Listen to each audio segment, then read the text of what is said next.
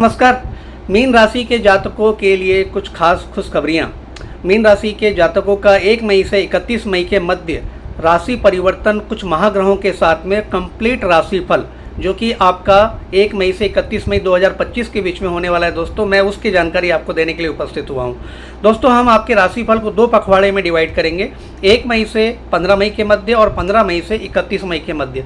इस 1 मई से 15 मई के मध्य में किन ग्रहों की स्थितियाँ आपके किन भावों से होकर गुजर रही हैं और क्या फलादेश आपको देने वाली है। दूसरा, जो अग्रिम पखवाड़ा आपका जो आपके 15 मई से 31 मई के मध्य चालू रहेगा, उसमें 3 महाग्रहों की स्थितियां परिवर्तित होने जा रही हैं, जिसमें गुरु ग्रह, राहु ग्रह और केतु ग्रह, इन तीनों ग्रहों का संयुक्त रूप से राशि परिवर्तन करने के पश्चात आपके द्वितीय पखवाड़े से क्या प्रभाव चालू होगा वो भी हम आपको बताएंगे। दोस्तों, मैं आपसे निवेदन करूंगा कि इस वीडियो के अंतिम तक कंटिन्यू आप बने रहिए, क्योंकि अगर आप इस वीडियो के कंटिन्यू बने रहते हैं तो आपको बहुत सारी लाभदायक जानकारियां मिलते रहेंगी जो आपके भविष्य के लिए बहुत ज़्यादा इंपॉर्टेंट और कारगर होगी। तो वीडियो को बिल्कुल स्किप ना करते हुए कंप्लीट वीडियो को वॉच कीजिएगा दोस्तों, यही मेरा आपसे निवेदन है। और जब मेरा वीडियो पसंद आ जाए दोस्तों, तो मैं आपसे एक निवेदन करूँगा कि आप मेरे वीडियो को लाइक, शेयर एंड सब्सक्राइब जरूर करेंगे। तो दोस्तों, अब हम आपके टॉपिक पे आ जाते हैं। अभी हम पहले आपके मीन राशि के जातकों का गोचर फल देख लेते हैं, गोचरी ग्रह स्थिति देख लेते हैं 1 मई से 15 मई के मध्य। दोस्तों, मीन राशि के जातकों के लग्न में ही यानी मीन लग्न में ही शनि, बुध, राहु, शुक्र महाराज विराजमान हैं, जिसमें शुक्र की उच्चावस्था है, बुध की नीचावस्था है। तो बुध का तो यहाँ नीच भंग हो जाएगा दोस्तों, क्योंकि जिस राशि में बुध नीच के वहीं पर शुक्र उच्चाभिलाषी होकर बैठे, उच्च के होकर बैठे, तो नीच भंग हो गया। राहु बैठे हैं आपके वहीं पे, शनि बैठे हैं। हाँ, राहु शनि का पिशाच योग चल रहा है, ये भी 18 मई के बाद समाप्त हो जाएगा, उसके बारे में बताऊंगा। द्वितीय भाव में आपके मेष राशि के सूर्य गोचर कर रहे हैं। तृतीय भाव में वृषभ राशि में, पराक्रम भाव में चंद्रमा और गुरु का गोचर दिखाई दे रहा है। मंगल आपके नीच राशि के कर्क राशि के कुंडली के लग्न से पंचम भाव में विराजमान है जो गोचर कर रहे हैं, एवं सप्तम भाव में केतु की स्थिति यथावत दिखाई दे रही है। और ये केतु की स्थिति पिछले 1.5 वर्ष से चल रही थी, ये केतु की स्थिति भी अब परिवर्तित होने जा रही है। दोस्तों, हम सटीक रूप से इसका आपको राशिफल बता दें कि लग्न में शनि, बुध, राहु, शुक्र 4 महाग्रहों का योग एक प्रकार से देखा जाए तो दिव्य टाइप का भी योग होता है दोस्तों। कुछ परेशानियों के साथ, कुछ विपदाओं के साथ आपके लिए बहुत भाग्यकारी योग भी रहेगा, क्योंकि आप देखेंगे यहाँ पे बुध का नीचभंग हो रहा है। बुध का जब भी लगन में नीचभंग हो जाए तो मान, पद, प्रतिष्ठा, शोहरत के लिए बहुत अच्छा होता है, यश, कीर्ति, वैभव के लिए अच्छा होता है, सामाजिक दायरे को बढ़ाता है, आपके परिवार के दायरे में आपकी प्रगति को आश्वस्त करता है। आप जिस भी कार्य क्षेत्र में काम करते हैं वहाँ पे प्रगति को आश्वस्त करता है। शुक्र वहीं पे उच्च के, तो ये तो बहुत अच्छी बात है। आपके चेहरे में नूर, रूपक, सौंदर्य, ग्लैमर, आपकी छवि में 4 चांद लगे रहना, ये शुक्र महाराज की उच्च अवस्था की गोचरी स्थिति बता रही है। 1 मई से 15 मई के बीच जो शुक्र की उच्च अवस्था आपके लगन में दिखाई दे रही है, ये आपके धन संपन्नता, शोहरत की वृद्धि का कारक बन के रहेगी और आपके चेहरे में नूर, सौंदर्य, रूपक, अलंकार लेकर के आते रहेगी। आपकी कुल मिला के छवि बढ़ाने का कार्य शुक्र और बुध दोनों महाराज करेंगे। दोनों के संयुक्त रूप से प्रभाव से आपके जीवन में सुख समृद्धि का समावेश होने वाला है। परंतु दोस्तों, यहाँ पे राहु शनि का जब तक पिशाच योग चलता रहेगा, जो हालांकि राहु तो आपकी राशि परिवर्तित करने ही वाले हैं 18 मई से, लेकिन जब तक के राहु के साथ शनि महाराज विद्यमान रहेंगे, ये पिशाच योग चलते रहेगा। कहीं ना कहीं इन अच्छे योगों के साथ साथ आपको मति भ्रम, दिमाग में डिप्रेशन, दिमाग में टेंशन, अकस्मात किसी प्रकार की हानि संबंधी योजनाएं या अकस्मात किसी प्रकार के कार्यों में रुकावट, व्यवधान की स्थिति लगातार नजर आती आपको दिखाई दे रही है और अभी 15 मई तक दिखाई देते रहेगी दोस्तों। तो बहुत ज़्यादा कष्टप्रद तो नहीं कहूँगा, लेकिन फिर भी सावधानी बरत करके काम करें। शुक्र और बुध आपके पूर्ण सपोर्ट में चल रहे हैं, ये आपको राजयोग देने की स्थिति में। अगला गोचर देख लेते हैं दोस्तों।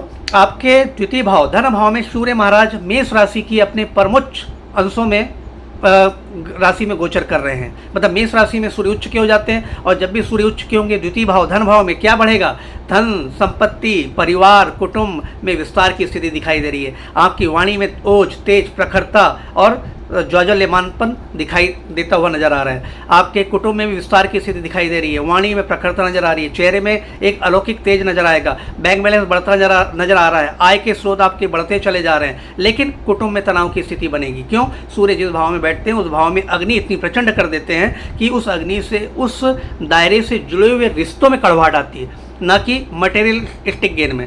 मटेरियलिस्टिक गेन में कोई तकलीफ नहीं आएगी, लेकिन रिश्तों संबंधी कड़वाहट द्वितीय भाव के सूर्य आपको दे सकते हैं। रिश्तों में थोड़ा सा परिवार में शांति समावेश का ध्यान बिल्कुल रखेंगे। बाकी सब चीज़ों के लिए सूर्य आपके लिए प्रगतिमान साबित हो रहे हैं। ये दौर आपका बहुत प्रगतिशील रहेगा 1 मई से 15 मई के बीच के मध्य का।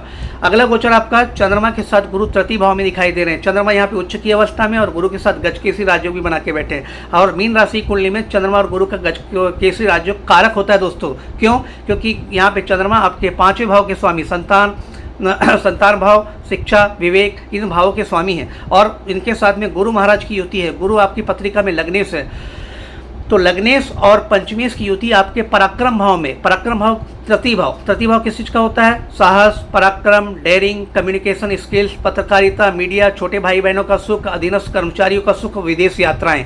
तो ये समझ लीजिए कि आपकी विदेश यात्राओं का योग बन रहा है दोस्तों। उच्च के चंद्रमा की वजह से छोटे भाई बहनों की प्रगति का दौर दिखाई दे रहा है। आपके कम्युनिकेशन स्किल्स में इजाफा दिखाई दे रहा है। पत्रकारिता, न्यूज़ मीडिया, मंच संचालन करने वाले दोस्तों को एक अच्छे रोजगार की अपॉर्चुनिटी, अच्छे पद प्रमोशन की अपॉर्चुनिटी नजर आती दिखाई दे रही है। विदेश यात्राओं की बहुत अच्छी संभावना है मीन राशि के जातकों के लिए। जो विदेश यात्राएं अटकी हुई थी, चंद्रमा उच्च के और गुरु के साथ युति गज केसरी राजयोग आपको विदेश यात्रा 100% देने वाली है। तो ये आप मान के चले दोस्तों।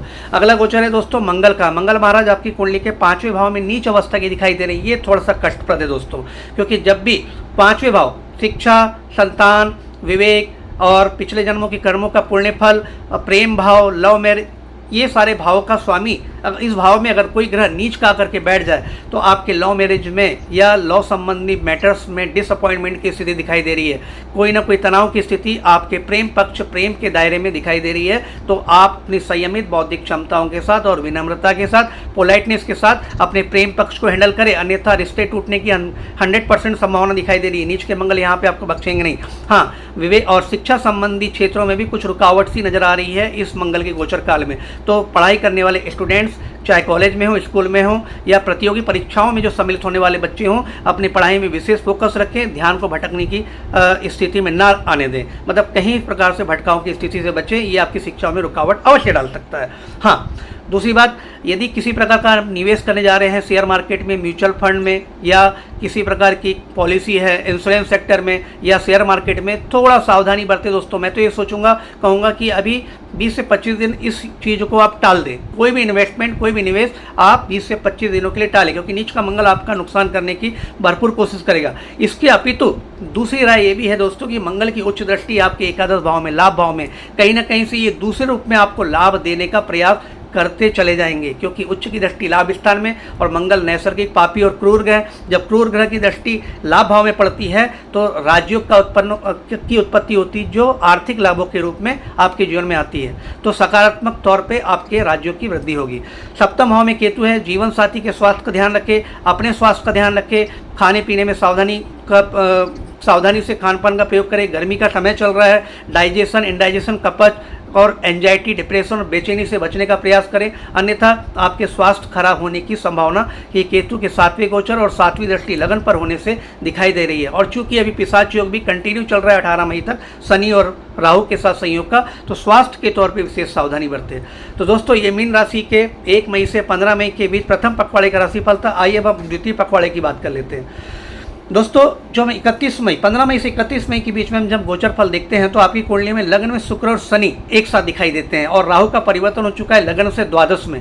यानी लग्न में मीन राशि में विद्यमान थे और मीन राशि से वो कुंभ राशि की ओर बढ़ चुके हैं 18 मई से कुंभ राशि की ओर। तो जब भी राहु 12वें भाव में गोचर करते हैं दोस्तों, तो एक तकलीफ जरूर देते हैं, मन में भ्रम, मन में बेचैनी, मन में किसी प्रकार का उन्माद या अनजाना डर, अनजानी चिंता ये आपको दे देते हैं। रात को नींद का सुख पूरा नहीं मिल पाता, गहरी नींद नहीं आ पाती, अनावश्यक खर्चे बढ़ जाते हैं, अनावश्यक कष्टों का भी सामना हो सकता है इस शॉर्ट काल में।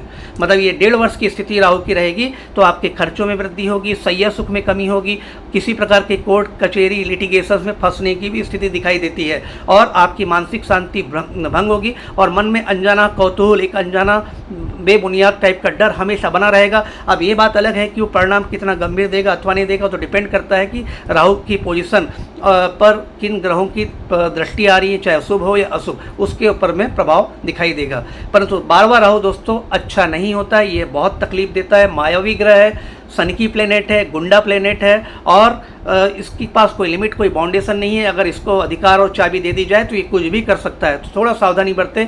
राहु मंत्र का कंटिन्यू ओम राम राहुवे नमः का जाप करते हुए समय को बिताएंगे 1.5 साल का, क्योंकि राहु आपके लिए अनिष्टकारी साबित हो सकता है, तो ये अच्छा नहीं है। अब हम बात करते हैं लग्न में जो शुक्र शनि का गोचर है दोस्तों, ये बहुत लाभदायक है। क्यों? क्योंकि लग्न में शुक्र उच्च के दिखाई दे रहे हैं। लग्न में जब भी शुक्र उच्च के होंगे तो मान पद प्रतिष्ठा, शोहरत, दौलत, ऐश्वर्य, गरिमा, कीर्ति, वैभव, विलासिता, लग्जरी, इन सब चीज़ों के लिए अच्छा होता है। लक्ष्मी का आगमन होता है, विदेश यात्राओं का सुख मिलता है, संतान का भी सुख मिलता है, यश कीर्ति में वृद्धि होती है, पदोन्नति होती है, पद प्रतिष्ठा में वृद्धि करने का कार्य शुक्र करते हैं।